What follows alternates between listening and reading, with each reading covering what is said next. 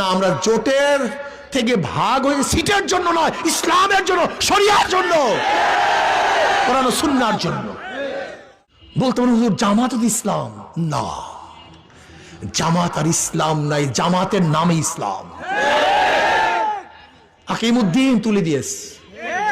আমি আশ্চর্য হয়ে যাই যে জামাত বলছে সৎ লোকের শাসন চাই, আল্লাহর আইন চাই।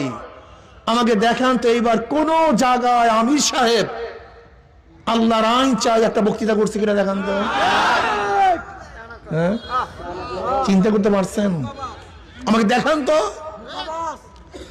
জামাতের বন্ধুরা, আমি দুই করে করজোরে হাত ধরে বলছি, তোমরা আমাদের উপর অপবাদ শুনছো। দেখো, জামাতের চেয়ে মিথ্যা বলার লোক গোটা দুনিয়ার মধ্যে দ্বিতীয় আছে বলে আমার মনে হয় না।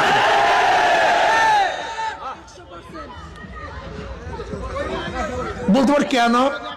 আচ্ছা বলো তো, যখন আমরা জোটে ছিলাম,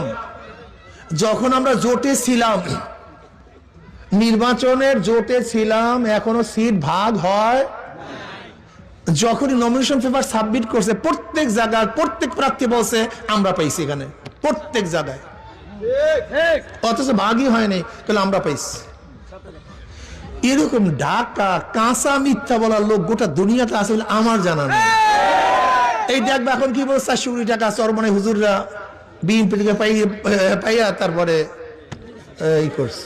তার মানে আমরা যখন 400 কোটি টাকা লেনদেন করছি, তাদের একজন লোক ছিল, কি কথা কয় না, বা চেকটা সে দেখছে।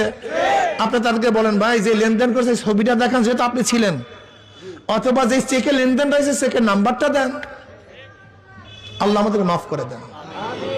শোনেন, আমি স্পষ্ট বলছি, ভালো মতো লিখে রাখেন।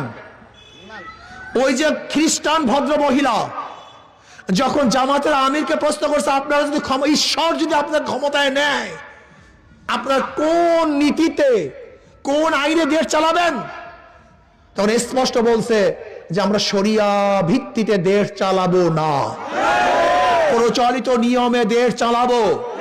এবং ব্যাখ্যাকারী স্পষ্ট বলছে যে হ্যাঁ, আমির সাহেব বলেছেন আমরা প্রচলিত আইনে দেশ পরিচালনা করব। যদি প্রচলিত নিয়মেই দেশ পরিচালিত করি, তাহলে আওয়ামী লীগ দোষটা কি করছে? বিএনপির দোষটা কি? এই যে মাসুদ সাহেব আপনাদের এলাকা, সেদিকে এক জায়গায় বলছিলাম, আমি বলছিলাম মাসুদ সাহেব ফখরুদ্দিন সাহেবের একটা বক্তব্যকে খুব সুন্দরভাবে প্রোটেক্ট করেছিলেন যে শরিয়াকে বিশ্বাস করি না, বেঈমান হয়ে যায়। কিন্তু এখনো তো আপনি শরিয়া অনুযায়ী দেশ চালাবেন না, এখন আপনি বলেন আপনি কি হবেন?